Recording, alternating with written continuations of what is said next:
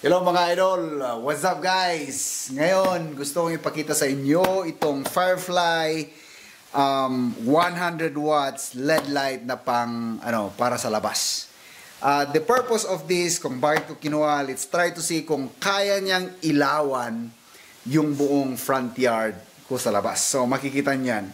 So ito daw, sabi dito, 10 years. IP65 rating. Of course, yung 10 years, di natin alam yan hanggang abot ng 10 years.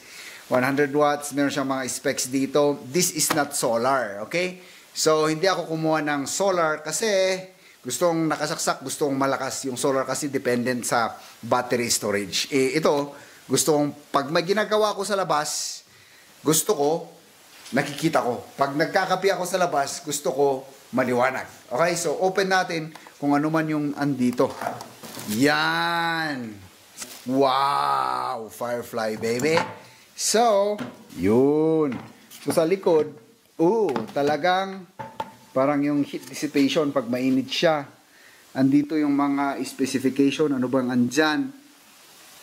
Ito, LED Terra floodlight, 100 watts to 20 to 240, batch F24, item code EFL88-100DL. Kung gusto nyo, ilagay ko yung link dyan sa baba or sa description ng video na to para makita nyo agad. Ito, may single hands ako kaya hirap. Parang medyo ano siya. Wait lang. Wala akong stand. Ayun. So, pwede nating ina-adjust ito. Meron siyang adjustment doon. O, di ba? Yan Tapos pwede nating ikabit. Yan. Ikakabit ko yan. Titingnan natin, alright? A few moments later. Ayun Nakikita nyo ba yan? I-on natin, ha? So, ganyan itsura niya. On. Wow! Lakas, pre. Saan na yung ilaw? Okay, hindi na tayo makafocus, pero tignan mo dito. Tignan natin dyan. Wow! Yan Pag i-off natin yung ilaw, guys. Pag i-off natin yan, ganyan. Walang-wala. Pag i-on natin, bang!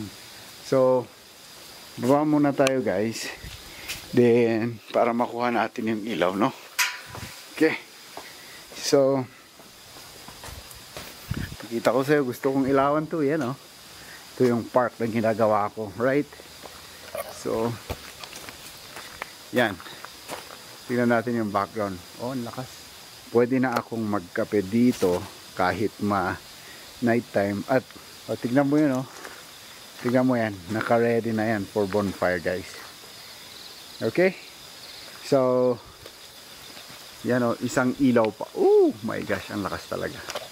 So ganito na lang, guys. As you can see, effective naman yung nilagay ko. Parang kulang pa nga ng isa para may pair siya doon sa left side. Pero titignan ko muna kung in the long run, paano yung Firefly na to. So, anyways, na 100 watts, ganyan yung kalaki. I mean, kalakas. Balik tayo sa taas para kunin natin yung top view. Baka mas maano natin. Yan yun. Okay. And then, pag tingin natin sa baba, yan Wow. Okay. So, talaga, lakas. Anyways, guys, if you learned something from this video, gusto nyo makita tong Firefly na to, dito yung box niya. Yan. Lalagay ko dyan sa baba sa link sa description. Huwag nyo kalimutan mag-like dito at mag-subscribe para lahat ng ginagawa ko, gusto ko lang ma-share sa inyo para pag bibili kayo, one hit, hindi pa kayo magdadalawang isip, mga ganaan. Okay? Whew. See you guys in the next video.